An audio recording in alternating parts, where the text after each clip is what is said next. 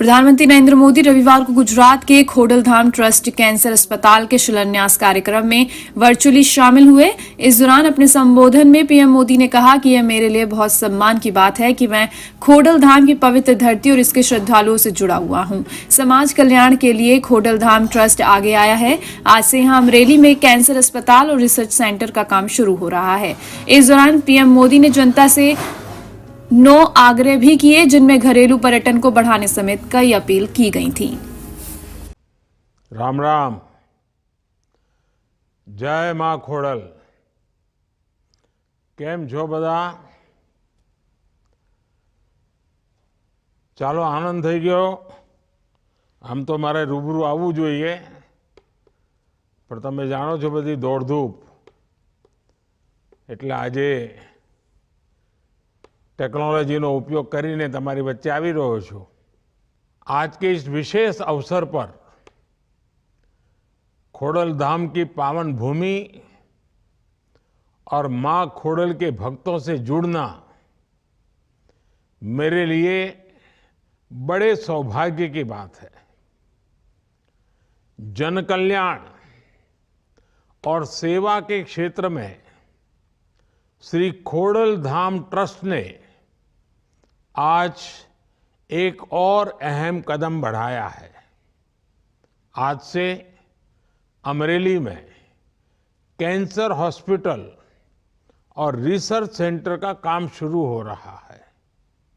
अगले कुछ सप्ताह में श्री खोडलधाम ट्रस्ट कागवड़ की स्थापना के 14 वर्ष भी पूरे हो रहे हैं। आप सभी को इन आयोजनों की बहुत बहुत शुभकामनाएं। मेरे परिवारजनों, 14 वर्ष पहले लेवा पाटीदार समाज ने सेवा, संस्कार और समर्पण का यही संकल्प लेकर श्री खोडलधाम ट्रस्ट की स्थापना की थी। तब से इस ट्रस्ट ने अपने सेवा कार्यों से लाखों लोगों के जीवन को बदलने का काम किया है। शिक्षा का क्षेत्र हो, कृषि का क्षेत्र हो, स्वास्थ्य का क्षेत्र हो, आपके ट्रस्ट ने हर दिशा में अच्छा करने का लगातार प्रयास किया है। मुझे विश्वास है कि अमरेली में बनने जा रहा कैंसर हॉस्पिटल सेवा भावना की एक और मिसाल बनेगा। इससे अमरेली समेत सौराष्ट्र के बहुत बड़े क्षेत्र को फायदा होगा। साथियों, कैंसर जैसी गंभीर बीमारी का इलाज किसी भी व्यक्ति और परिवार के लिए बड़ी चुनौती बन जाता है। सरकार का प्रयास है कि कैंसर के उपचार में किसी भी मरीज को मुश्किलें न आए। इसी सोच के साथ पिछले 9 साल में देश में करीब 30 नए कैंसर अस्पताल विकसित किए गए हैं। 10 नए कैंसर अस्पताल पर अभी काम चल रहा है। साथियों, कैंसर के इलाज के लिए भी बहुत जरूरी है कि कैंसर का सही समय पर पता चल जाए। अक्सर हमारे गांव के लोगों को जब तक कैंसर का पता चलता है तब तक बहुत देर हो चुकी होती है, शरीर में काफी फैल चुका होता है। ऐसी स्थिति से बचने के लिए ही केंद्र सरकार ने गांवों के स्तर पर 1.5 लाख से ज्यादा आयुष्मान आरोग्य मंदिर बनवाए हैं। इन आयुष्मान आरोग्य मंदिरों में कैंसर समेत कई गंभीर बीमारियों को शुरू में ही पकड़ने पर जोर दिया जा रहा है। जब कैंसर का पहले पता चल जाता है तो उसके इलाज में डॉक्टरों को भी बहुत मदद मिलती है। केंद्र सरकार के इस प्रयास से महिलाओं को भी बहुत फायदा हुआ है। सर्वाइकल कैंसर हो, ब्रेस्ट कैंसर हो, इसकी शुरुआती जांच में आयुष्मान आरोग्य मंदिर अहम भूमिका निभा रहे हैं। साथियों, पिछले 20 वर्षों में गुजरात ने स्वास्थ्य के क्षेत्र में अभूतपूर्व प्रगति की है। आज गुजरात भारत का बड़ा मेडिकल हब बन रहा है। 2002 तक गुजरात में सिर्फ 11 मेडिकल कॉलेज थे।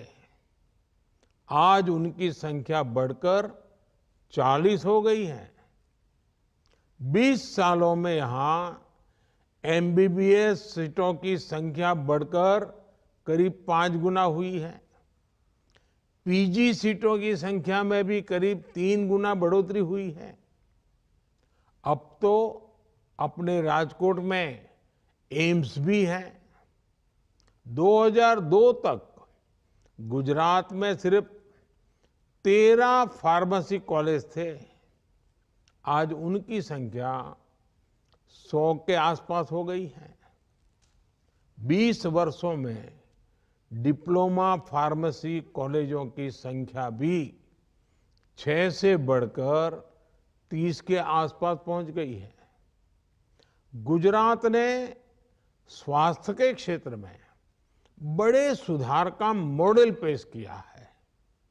यहां गांव-गांव में कम्युनिटी हेल्थ सेंटर्स खोले गए। आदिवासी और गरीब इलाकों तक स्वास्थ्य सुविधाएं पहुंचाई गई। गुजरात में 108 एम्बुलेंस की सुविधा पर लोगों का भरोसा लगातार मजबूती हुआ है। मेरे परिवारजनों, देश के विकास के लिए भी आवश्यक है कि देश के लोग स्वस्थ हो, सशक्त हो। खोड़ल माता के आशीर्वाद से आज हमारी सरकार इसी सोच पर चल रही है। गंभीर बीमारी में गरीबों को इलाज की चिंता न करनी पड़े, इसलिए हमने आयुष्मान भारत योजना शुरू की थी। आज इस योजना की मदद से 6 करोड़ से ज्यादा लोग अस्पताल में भर्ती होकर अपना इलाज करा चुके हैं। इसमें बड़ी संख्या कैंसर के मरीजों की भी रही है। अगर आयुष्मान भारत योजना ना होती तो इन गरीबों को 1 लाख करोड़ रुपए का खर्च खुद करना पड़ता। हमारी सरकार ने 10,000 जन औषधि केंद्र भी खोले हैं, जहां लोगों को 80% डिस्काउंट पर दवाइयां मिल रही हैं। अब सरकार पीएम जन औषधि केंद्रों की संख्या को बढ़ाकर 25,000 करने जा रही है। सस्ती दवाइयों की वजह से मरीजों के 30,000 करोड़ रुपए खर्च होने से बचे हैं। सरकार ने कैंसर की दवाइयों के दाम भी नियंत्रित किए हैं, जिनका लाभ अनेकों कैंसर मरीजों को हुआ है। साथियों, आप सभी से मेरा इतना पुराना नाता रहा है। मैं जब भी आपके बीच आता हूं, कुछ ना कुछ आग्रह करता हूं। आज भी मैं आपके सामने अपने आग्रह दोहराना चाहता हूं। ये एक तरह से मेरे 9 आग्रह हैं, और माता का धाम हो और नवरात्रि की याद आना बहुत स्वाभाविक है और इसलिए मैं कहता हूं 9 आग्रह हैं। मैं जानता हूं कि आप इनमें से कई क्षेत्रों में पहले से बहुत कुछ कर रहे हैं, लेकिन आपके लिए, आपकी युवा पीढ़ी के लिए मैं ये 9 आग्रह दोहरा रहा हूं। पहला, पानी की बूंद बूंद बचाइए और जल संरक्षण के लिए ज्यादा से ज्यादा लोगों को जागरूक करिए। दूसरा, गांव-गांव जाकर लोगों को डिजिटल लेन देन के प्रति जागरूक करिए। तीसरा, अपने गांव, अपने मोहल्ले, अपने शहर को स्वच्छता में नंबर 1 बनाने के लिए काम करिए।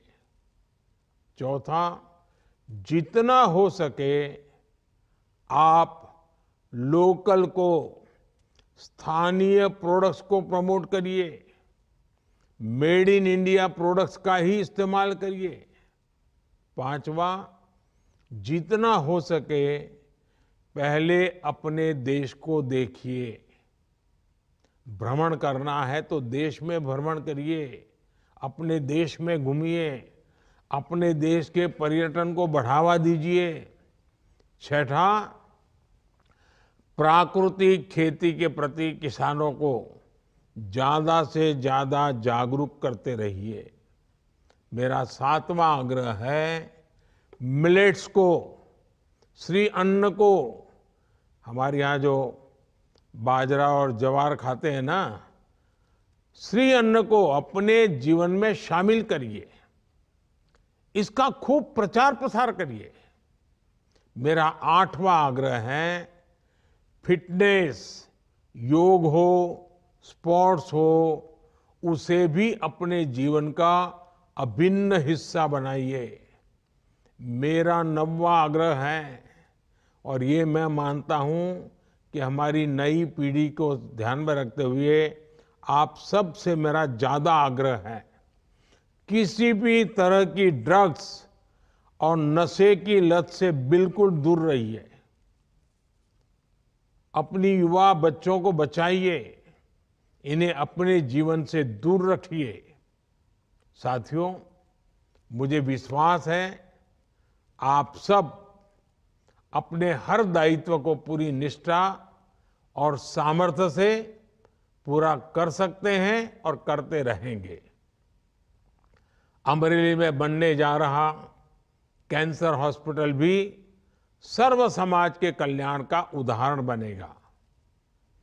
मैं लेउवा पाटीदार समाज और श्री खोडलधाम ट्रस्ट को उनके भविष्य के आयोजन के लिए बहुत बहुत शुभकामनाएं देता हूं।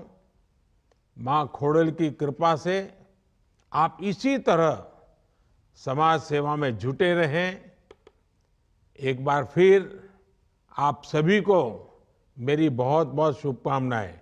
लेकिन जाते जाते एक और बात कह दूं, बुरा मत मानना।